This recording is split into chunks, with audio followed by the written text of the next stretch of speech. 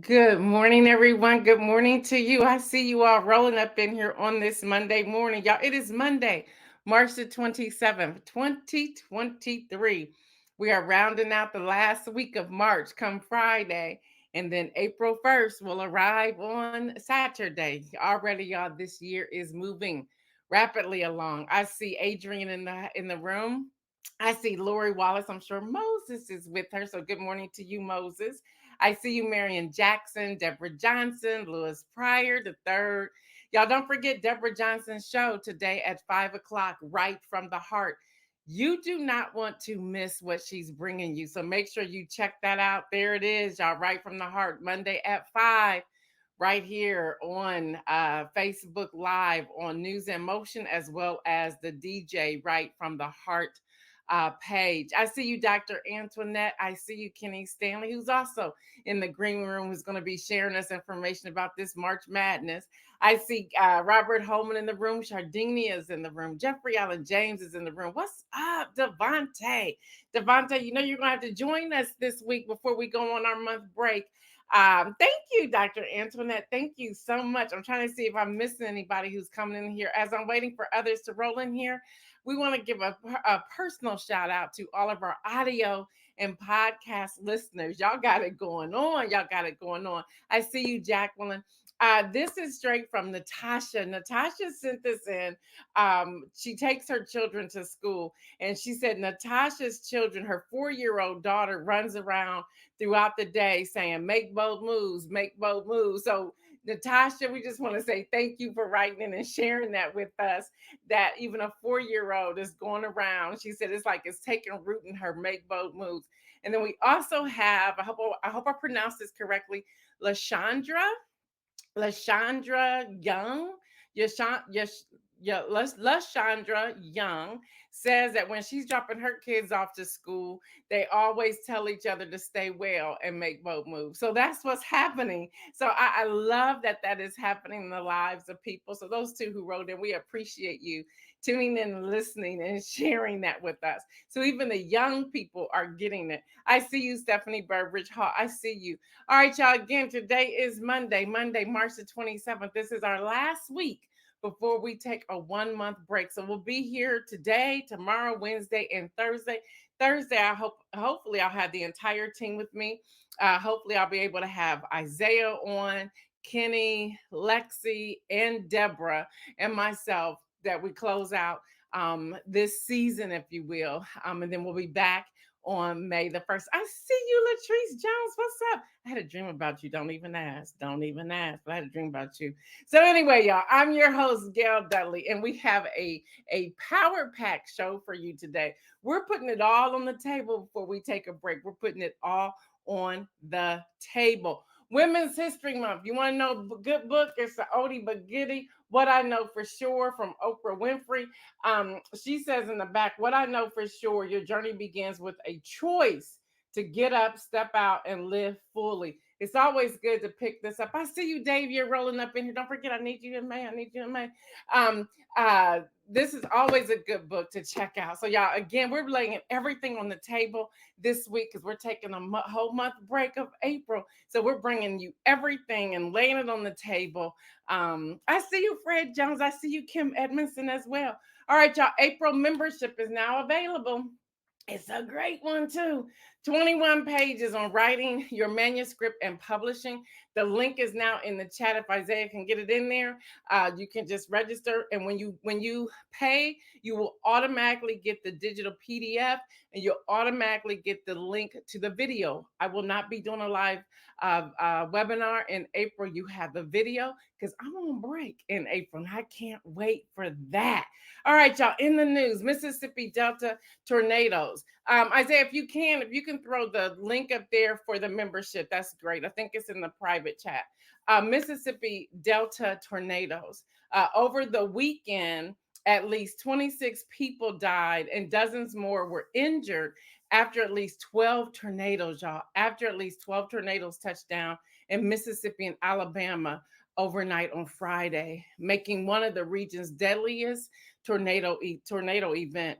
The White House issued an emergency declaration to unlock federal aid in the rural Mississippi Delta region, one of the nation's poorest regions. A powerful, what they call upward rotating system fueled by high temperatures known as the supercell formed late Friday in northwest Mississippi, and it stretched all the way into Alabama, leaving a 60-mile wide path of destructions. One of the dozen twisters spotted, the strongest was an EF4, whose near 200 miles per hour winds flattened the delta town of Rolling Fork, launching objects as high as 30,000 feet in the air. So, y'all, all of that was going on. We just want to pray for those families, pray for that area. And I don't know about you, but even in central Ohio, the wind, I was like, what is going on? At one point, I remember, like, we gotten lazy now, right? When we're in different areas of the house, we like text our spouse or whatever. And I sent him a text. I said, babe, I think this window's about to just cave in. And he said, the whole house may be getting ready to cave. I mean, it was just crazy. So y'all, this, and I kept saying, in Central Ohio, and I know that we have people tuning in all over, but in Central Ohio, I made the comment to my siblings. I said, do y'all realize we have had high winds every week for almost 2 months? I said, that's not normal. And my oldest sister texted back and said, nothing's normal anymore. Dr. Antoinette says, you mean no one threw paper towels at people? See, there you go. There you go. I'm getting to him in a moment. Also, y'all, 4 dead, 3 missing following an explosion in West Reading, Pennsylvania chocolate factory. So, we got to pray for those families as well. All right, y'all. Will they, won't they? What's on the chopping block? Well, categories involved healthcare spending that benefits lower and middle income families. Don't miss this. Don't miss this. Including Medicaid and the Affordable Care Act, also known as Obamacare. Hard right Republicans, like some of the Freedom Caucus, have signaled they will propose reductions to these programs, meaning they're going to reduce them. Party leaders, for their part, have said they would eye cuts to anti-poverty programs such as food stamps. What am I saying? What am I saying? Fred Jones said the win was simply disrespectful. That's a good way of saying it was just disrespectful. So I went looking so I can bring y'all from India. That's the White House logo on top. Um, you know, when are we going to get to the point that we will believe them the first time they say something? So, y'all, here's what's on the chopping block, and they're coming for it. And what they're signaling right now, they have the votes for it. So in the fact sheet, and I'll figure out some kind of way to get this to you. And I went through every line item to make sure that it's indeed a fact sheet. And it is indeed a fact sheet. And if I can be honest with y'all, it's a little concerning. No, it's a major concern for me. They're coming for certain communities, and I'm here to tell you, it's the Black and brown communities. It is also the below poverty line communities, and it's also those borderline middle class families. So listen to this: who will see a tax cut? They're talking 39 million families with children. Hello, 39 million families with children.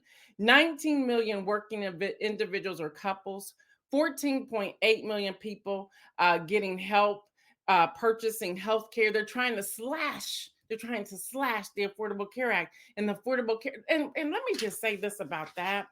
They downplayed Senator Minority Leader Mitch McConnell. They downplayed his fall. He's been in the hospital, I think it's almost 2 weeks now. He's now been transferred to a rehab center. They're looking at 2 to 4 weeks there. He got the best insurance. He's benefiting from a lot of this, but yet this is what they want to cut for other people. And he can afford health care. People who cannot afford health care, they're on the chopping block. Again, I'm going back to town halls, y'all. These are the type of conversations we need to have. These are the type of questions we need to bring to the floor of a town hall meeting.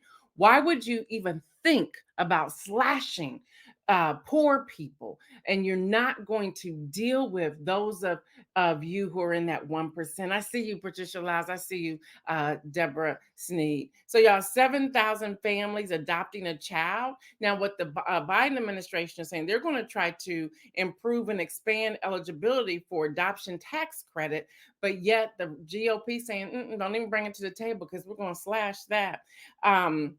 Under the congressional Republican proposal, y'all listen to this, about 150 large profitable businesses that could go back to paying less than 15% of income taxes. Congressional Republicans want to cut taxes for an estimated 150 large and profitable companies, firms with over 1 billion in profit in 2020. And then they also want to do 120,000 households with income over 4 million per year. And then wealthy people and businesses who cheat on their taxes. Now, get this, y'all. This is the Republicans' plan. While working people pay 99% of taxes on their wage and salary income, the top 1% hide about 20% of their income from tax, including funneling it through offshore accounts and tax havens that do not report earnings. I went looking. This is true.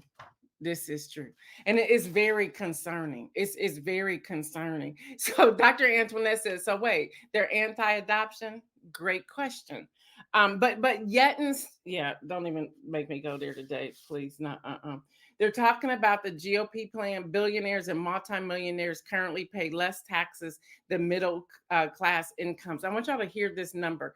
President Biden's plan includes a 25% minimum tax on the wealthiest, 0.01%, those with wealth more than $100 million, because billionaires make their money in ways that are taxed at lower rates and sometimes not taxed at all.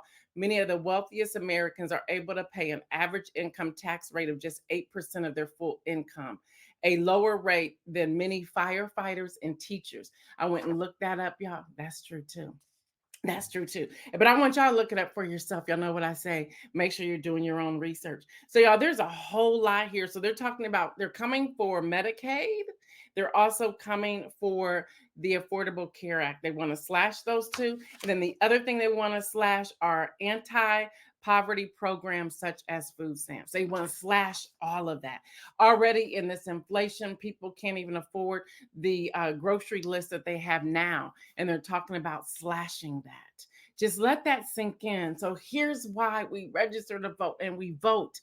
Y'all, we cannot let this slip by. No way, no way, no way, no way can we let this slip by. In addition to that, there were two announcements that came out of the White House this weekend. After the civil unrest broke out in parts of Israel Sunday night, after Prime Minister Benjamin Netanyahu fired his defense minister for criticizing the government's divisive judicial overhaul. Say that real fast. So from the White House, a statement from the National Security Council, you probably seen NSC, it stands for National Security Council, spokeswoman Adrienne Watson on developments in Israel. She says, we are deeply concerned by today's developments out of Israel, which further underscore the urgent need for compromise. As the president recently discussed with Prime Minister Netanyahu, Democrat values have always been and must remain a hallmark of the U.S.-Israel relationship. Democratic societies are strengthened by checks and balances, and fundamental changes to a democratic system should be pursued with the broadest possible base of popular support. So she goes on with her statement there, but that wasn't the only statement she made. Also, from the National Security Council, from Adrienne Watson, she welcomes the prisoner exchange agreement reached for Yemen. On March the 20th, 2023, leave that up there, I'll grab it in a second. The United States welcomed the announcement of Geneva of a major prisoner exchange agreement by the parties of the Yemen conflict. Under the deal, 887 detainees related to the war will be released by all sides. This important step builds on a positive environment created by a truce that has effectively stopped the fighting for the past 11 months. But even with this announcement, what came after that are other people upset that this agreement has been put in place. So, y'all, there's a lot of unrest out here. There's a lot of unrest. So be mindful and also begin to connect the dots between the unrest and different things that are happening in the chambers within the United States government. Kim Edmondson says, so they couldn't come for Social Security; they're coming for everything else. Right? Remember, they're on camera standing up during the State of the Union. They like, oh, they probably people probably have a still shot, and that's the power of social media, where it was that image went viral. So it's kind of hard not to go against Social Security for that. And then Dr. Antoinette says, not surprising they want to cut food stamps. Remember, they declared ketchup a vegetable to justify cuts in food for kids in school, and that did happen. I know Kenny has to run out of here, take his daughter to school, so I'm gonna come back with some important news. And if y'all can stick around till we get to the inspirational message, do so. I believe that inspirational message is going to deliver a lot of people. So don't go anywhere. So Kenny, come on in here. Let's talk about this March Madness. And I will say to y'all, I did watch the LSU women's game last night. It was a very low scoring game. It was kind of somewhat boring. I just love that coach. And I did see the Ohio State girls. I cannot get into the guys. I can't do it. I can't do it. So it's time for Game Over with Kenny Stanley. Let's go.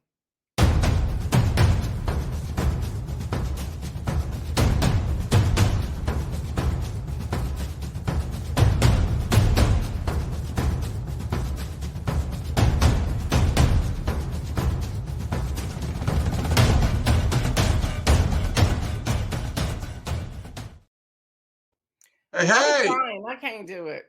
you can do it. You're gonna have to Mm-mm. watch I'm from like, the I'm like, this beginning, is. I'm like, I'm not getting it. I'm not getting this at all. And I did follow the women, and that was good. but you're So gonna have to you know, watch from the beginning. Once you watch from the beginning, then you see why everybody's that's just going too much. crazy. That's too much of my life. Too much.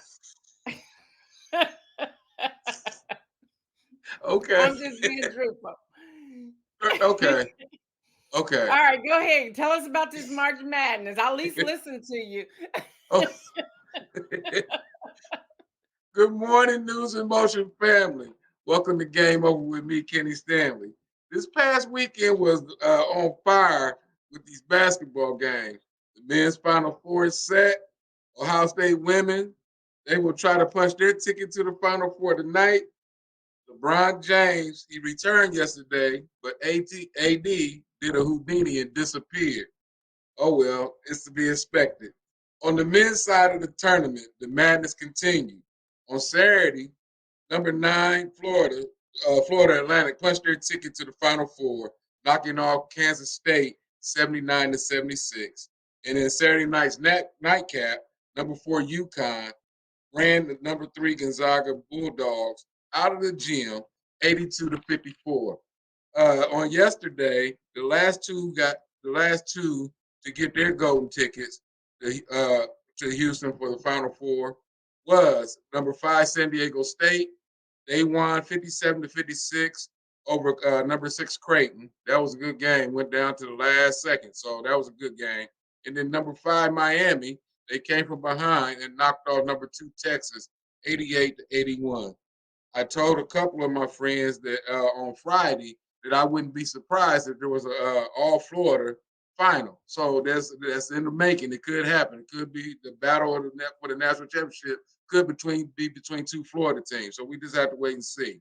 On the women's side of the NCAA March Madness, number 3 OSU women, they shocked the world by beating number 2 UConn and ended UConn's streak at 16 for reaching the regional finals. The Lady Buckeyes have another hurdle to jump tonight when they play number 1 seed Virginia, trying to punch their ticket to the Final Four. Let's go Bucks! Let's go Bucks! Number 3 LSU, they danced their way into the Final Four, beating number 9 Miami 54-42. Number 2 Iowa did the same, topping number 5 Louisville 97-83. In the other game tonight, number 1 overall seed South Carolina and number 2 Maryland will battle it out to see whose ticket will be punched to get to the Final Four. In the NBA yesterday, the Dallas Mavericks took an L at the hands of the Charlotte Hornets 110-104. Memphis has looked good since the return of Ja Morant, and they beat the Atlanta Hawks yesterday 123-119. The Boston Celtics, they won in blowout fashion. They won 137-93. The Cavs did the same thing to the Rockets, 108-91. It was Orlando 119-106 over the Brooklyn Nets. Toronto Raptors beat the Washington Wizards 114-104. OKC over the Portland Trailblazers 118-112. And then the Timberwolves beat the Golden State Warriors on the last second shot by Karl Anthony Towns. He shot a three, and they won the game 99-96. He's back. LeBron James returned yesterday for the Lakers. But Anthony Davis, like I said, he pulled a Houdini. He forgot that he was a top 75 player, and he disappeared as the Lakers lost to the Chicago Bulls 118-108.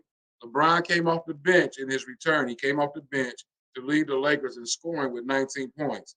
AD, Anthony Davis, finished with 15 points and 9 rebounds. That's not good enough. Anthony Davis, you got to turn up. If y'all want to get into this playoff, Anthony Davis, you got to play better than that. You supposed to be the man right now. Hopefully they'll look better on Wednesday when they face off against the Bulls again. This is a back-to-back game they got against the Bulls. So we'll see what happens Wednesday. That's sports. Let's get back to Gail for more news. She got something for That was a good rundown. I followed everything you said. us. Y'all, shout out to Okay. Kenny. He had a lot of people tune in live on this past Saturday, and people are still talking about it. Latrice Jones just said, "Come on, Big K, with the stats and the commentary." Yes, we are super proud of you. Now, Thank you so Kenny, give much. us your schedule because I know you are going to pop in once in April. I'm not, but you're But popping in. Can you give everybody your schedule, please? I will not be. I'll see y'all Thursday. I will not be on Saturday. Saturday, I will not be on. I'm watching basketball. But come Tuesday morning at 7:25, I will pop in to give you the women's final and the men's final who won the championship, and then I'm out of here. I'll see y'all in May. And that's April the 4th. What do you know what Right. time you're popping in on that day? 7:25 in the morning. 7:25 in the morning. Deborah, can you put in the chat? I know Deborah's on tonight. Deborah, are you also breaking in April, or are you coming on the first Monday of April? Let everybody know because we want to make sure we are supporting them. What I'm asking all of the followers and supporters of News in Motion, if you would just check out, watch the replay, join them live, Kenny and Deborah, to help get their numbers and their algorithm up. They are doing so well. So we want to push them over the next couple of weeks to get their algorithm going at a higher rate. So they have a lot to share, a lot to offer. So if we can support them, if we can't catch them live, at least let's check out their replay to help them out. Thank you, Kenny, so much. We Thank will you see you again, on Gail. Thursday See you before we head Thursday. into our break. All right. Thank you so much. All right. All right. This story first came to me from Adrian. I had heard some rumbles of it, but I really wasn't digging into it. Then Gladys sent this to me, and I looked at it from a different angle, did some more research, and it's a story. And that is dark money that is being fueled in the Wisconsin Supreme Court candidates' anti-abortion views, and their vote. And if you know anybody in Wisconsin, tell them to pay attention. Don't sit this one out. Their vote is April the 4th. That's the big day in Wisconsin, April the 4th. Y'all, the high profile race for a swing seat on the Wisconsin Supreme Court is attracting millions of dollars from outside groups. Now, these are people outside. They're outside of Wisconsin, and they're pouring millions of dollars into the candidates' campaign. And this is expected to be the most expensive campaign for a single judicial state race. They're saying the most expensive campaign to date. The approaching election has been coined as the most high stake race of 2023 and could determine the future of abortion rights, gerrymandering, legislative maps, and voting rights issues in a pivotal state heading into 2024 presidential election. Don't miss what I just said, y'all. Some people are thinking, oh, that's just going to be about abortion rights. No, it's going to deal with gerrymandering, legislative maps, and voting rights issues in Wisconsin. Um, the two candidates who advanced from February the 21st primaries are Milwaukee County Circuit Judge Janet Protaskowitz and former Wisconsin Supreme Court Justice Daniel Kelly, receiving currently 46% and 24% of the vote, respectively. So, y'all, conservatives are currently hold a 4-3 majority on the Wisconsin Supreme Court, and a conservative justice retiring. The upcoming April the 4th election could flip that to a liberal majority. But they're not real sure. But get these numbers, y'all. Man, from their own pockets, meaning the money they raise, not outside people. Daniel Kelly, the conservative, has raised about 441,000. Y'all may think, well, that's no money. But his outside people are raising upwards close. They're on the edge of hitting $1 billion. On the other hand, the more progressive liberal person, Judge Janet Potaskowitz. I hope I'm saying that right. I think I did very well on that too. Her campaign, what she has raised in through her campaign and campaign chairman and fundraiser, 2.2 million. So they're thinking this last week they're going to pour a bunch of money in there and that she will come out the winner. They're not sure. Now, y'all, these amounts were filed prior to the primary election, the financial disclosure date. So it's right before that March 27th date. Well, that's today, right? In the meantime, outside money is really bringing it. Yes, Kim Edmondson, 1 billion with a B. That's what's happening, y'all. It's crazy. It's crazy. So if you know anybody in Wisconsin, you put that out there. Again, I don't know how often I have to share this with you, but I get some feedback and I try to be as balanced as possible. But listen, I understand most people, depending upon what side of the aisle you're on, depending upon your own morals and values and where you stand and your Christianity, and I get all of that. I get all of that. We hear one word. And that is that, that person's going to come in and they're going to approve abortions. You got to look at the entire slate. They're also talking about gerrymandering, legislative maps, and voting rights. So it's not just a one label, but that's what they're pushing. That's what their spin, their spin is that. It's more than that. It's more than that. I am begging us to please read entire bills and what's on the docket, what's coming up. Don't look at the surface, y'all. If we haven't taught anything else here on News in Motion, what's underneath? What's underneath? And that's how you vote. That's how you vote. All right, y'all. I hate to say this, but I need to go here to y'all. BBC, of all people, and others making these major reports of Jonathan Majors being arrested on suspicion of strangulation, assault, and harassment stemming from alleged domestic dispute. I really want to say something behind that, but I'm gonna just report the news, and that's the news. And I'm gonna keep my personal commentary to myself. But all of you who know me know what I'm thinking and what I really want to say. All right, y'all. And then to wrap things up before we go to the inspirational message, Manhattan District Attorney receives letter, as you know, and I posted on my Facebook page on Friday, a powdered substance Friday amid this whole possible indictment of the former guy. We also had Marjorie Taylor Greene and several others taking a jail field trip, and they were just so upset about the condition. Well, they in jail. What you expect them to have? Like suites, concierge, butlers, showers with what did you think they was gonna get in jail? They went and tore up and caused an insurrection. Okay, Marjorie. And like for those of you like, well, there were Democrats. No, the Democrats went to make sure that there wasn't any deals being made between Marjorie Taylor Greene and others. And I said, y'all should have still been following her around. Ain't no telling what she promised these people, but she just needs to sit down somewhere. We also have Latrice Jones said, just report the news. Sis. You know where I was going, right? Listen, y'all. Also, the former guy held a 2020 campaign rally where in Waco, Texas on this past Saturday. They didn't have that many people there. They didn't. But here's my thing. He's pretty brazen. He's pretty brazen to be able to go out and have a rally. It's like, this is what we do. So he's really taunting himself in front of all, like nothing can happen to me. And we need to call him on his bluff with that. Y'all remember I was reporting about Los Angeles School District last week. Well, the district and the school employees unions have struck a deal, and hopefully that deal will come out on Friday. Now, y'all need to go to the inspirational message. And I think we're doing good on time. Lori says, now what they're concerned about what jails look like. Exactly. That's a great question, Lori. That's a great question. Yep, they're in jail. It's like, what did you expect? All right, y'all need to give this inspirational message. And I did get permission from my client who I was coaching on this past Friday. Won't mention her name. But the inspirational message today is this: you are not a disappointment. So say that to yourself. Say, everybody in regard to themselves, say to yourself, I am not a disappointment. We were going through a spiritual formation coaching session, and she was just talking about how she feels as if she's just a disappointment, that she's just a disappointment. And I asked her to get to the root of why does she think she's a disappointment.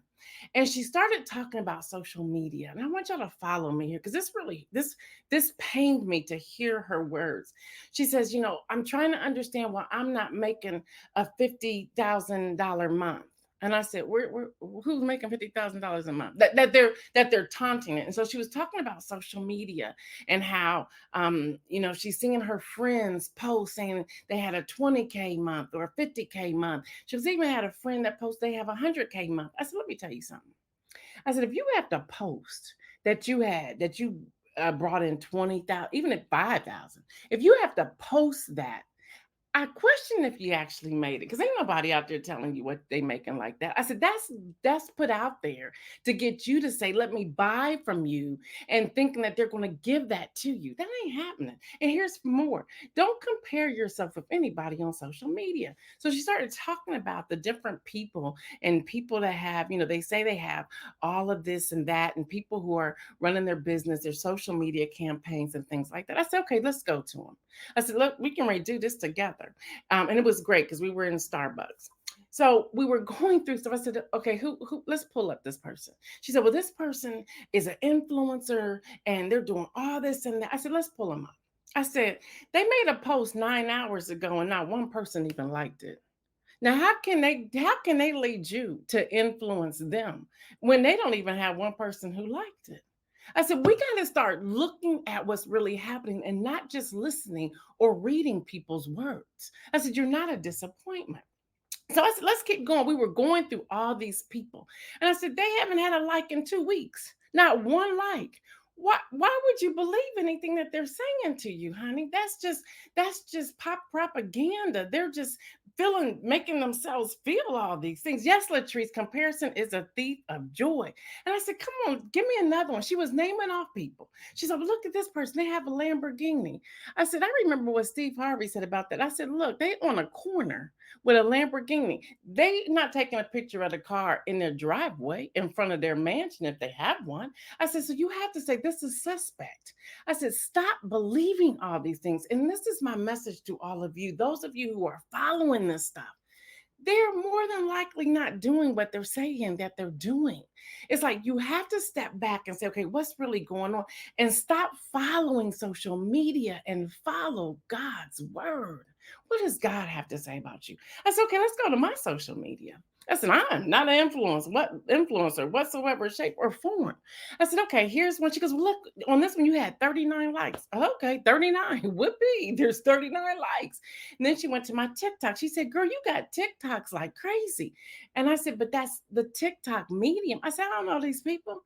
She said, but they're liking you, they're communicating you. And I ought to blame Adrian for getting me on TikTok. And yes, but I told her, I said, but look how long I've been doing this. I said, you got to look at the length of time. We got to stop comparing what we're seeing. Though that y'all, we're being people are faking us out. They're faking us out, and it's messing with our psyche, with our if we feel significant or not. Y'all, we have to find a way to break that barrier. But listen, you are not a disappointment. You're not a disappointment. I shared this exercise with you a couple of times. I want to share it with you again. If you find yourself in this spot, sit down, pray, and ask God to show you all your accomplishments, to show them to you, and write them down. I guarantee you, once you have them listed, it will take you beyond this block that you're feeling.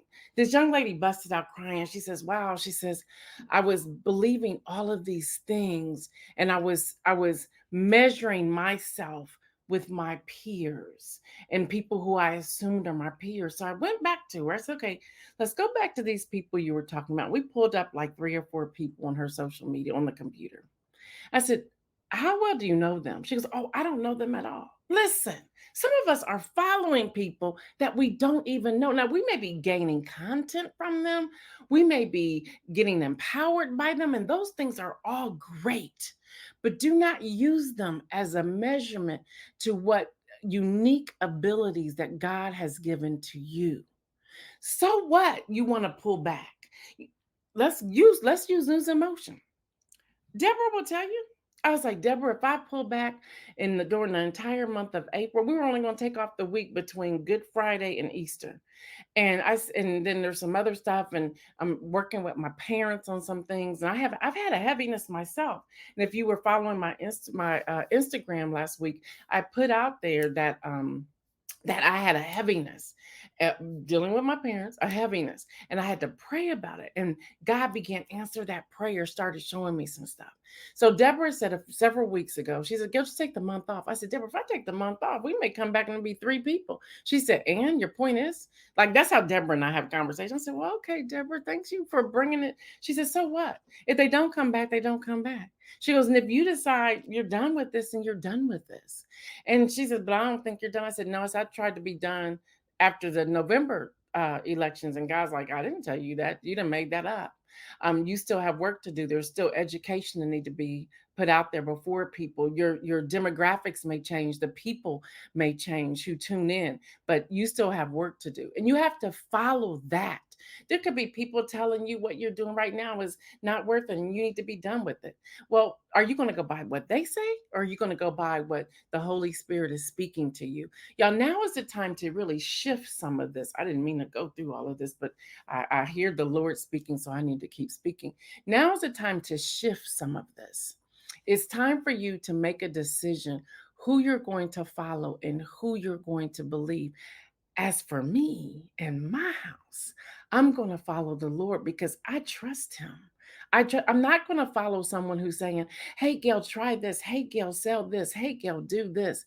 And y'all know I'll try all kinds of stuff. I just get like, "Oh, I'm going to try this out." And if it doesn't work, it doesn't work. And y'all know I have no problem telling y'all when I have an epic failure. It's like, I failed. Let me teach you something behind that. And accept that failure and keep moving. But y'all, seriously, you are not a disappointment. There's no place in my Bible that I've read that God ever told somebody they were disappointment. He may have chastised them, my words, disciplined them, his words. He may have disciplined them. He may have really called them on the carpet. He may have rebuked them, but he's never called them a disappointment. I can't find that anywhere in the Bible. Not at all. Not at all. So you're not a disappointment. Y'all, we're in this society that social media is taking over and people are living the social media life. You can't keep going that way. Case in point, how much have you heard about Kim Kardashian lately? And I said this to my client on Friday. I said, you don't hear that much about her lately. At some point, the tides change. They change. They change. Let's take the former guy. He losing some popularity because people sick of it. At some point, people are going to get tired. If you were doing your passion, what difference would it make for you? Not other people. Don't compare your passion to how other people respond. I'm talking about you and your passion. When you are operating in your gift and in what you're passionate about, what difference is it making for you? Does it bring you joy? Then stay there. Stay there. Seriously. Seriously. And so we got to stop assuming what other people are making and what they're doing. You don't know what's going on behind their closed doors. You don't know the sleepless or restless nights that they're having. You don't know how they're trying to balance things to make things work. You don't know how much more work they're doing to try to stay at the level that they are, or what they're trying to add to reach another layer. Go back to Ecclesiastes. I think I shared this with y'all last week. For chapter 1 or 2, everything is meaningless. It's just meaningless. You chase after things and it ends up being meaningless. Ah, I can go on, but prayerfully that helped somebody today. That helped somebody today. Prayerfully it did. I know it helped me. It did. Speaking with my client as I was coaching her. I shouldn't call her client. I actually call them mentees. Speaking with her and just watching her go from her head being held down to her, she came in burdened. She left almost skipping out of there. And it wasn't me, because I always pray with everybody. I pray first. I pray before I get there. I pray with them. We in public, I be praying. Yeah, I do. Some lady said, "Can you pray for me?" Sure can. What's your name? What you need? And just pray for them. And then I prayed for her before she left. And she was like a lighter person, even in skin color, when she left that coffee place. Seriously. But I had to show her. I said, "Why would you pay this person that much money? They don't even have one like in 9 hours. They don't have one like. They must not have it that going on." Seriously. Y'all, we have to step back and ask those questions. All right, let's see. Latrice said, "Listen, there are a lot of hours put into work when you're an entrepreneur." Absolutely. Absolutely. And you sit back here. Look, y'all gotta go. Y'all gotta go. Everybody else can stay here as long as you want to. Latrice, absolutely. And there's times you sit back and you're like, is this worth it? Do I keep going? Where do I change? Using Davia's words, where do I pivot? How do I navigate this? And sometimes you're like, "Oh, I'm done with this." Y'all remember I was like, y'all keep talking about the necklaces. Let me come out here, and I had some people who's like, "Hey, I see you on News Emotion. Will you wear these necklaces and then sell a couple?" I was like, this was good. It was cute. It was fine, but there was a lot of work. I was like, "I ain't doing this. I ain't doing this. Nope, not doing this. Not doing this at all." Then there were different things. Y'all know I used to publish books. I don't do that anymore. I will coach you through the publishing process. I ain't publishing your book. I ain't doing it.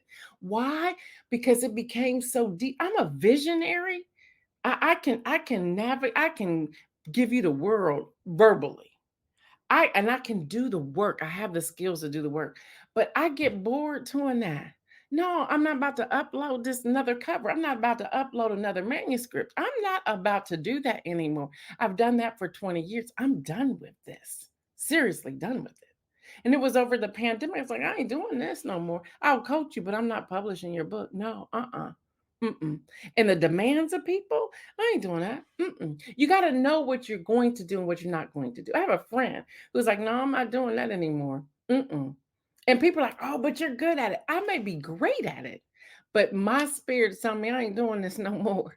And I'm just not going to do it because I'm not going to give it my all right now. Know yourself well enough. Know yourself well enough to know when you're doing something because somebody expects you to do it, or you're doing it because the Lord called you to it. There's a difference between being expected to do something. Now you're letting them project themselves onto you and you don't even want to do it. And here's the truth. They still ain't going to buy from you. They just telling you to do it. They trying to manipulate you. And I'm going somewhere else. All right, y'all. Y'all know what I say. Stay well, everyone. And remember, make some bold moves. I'm out.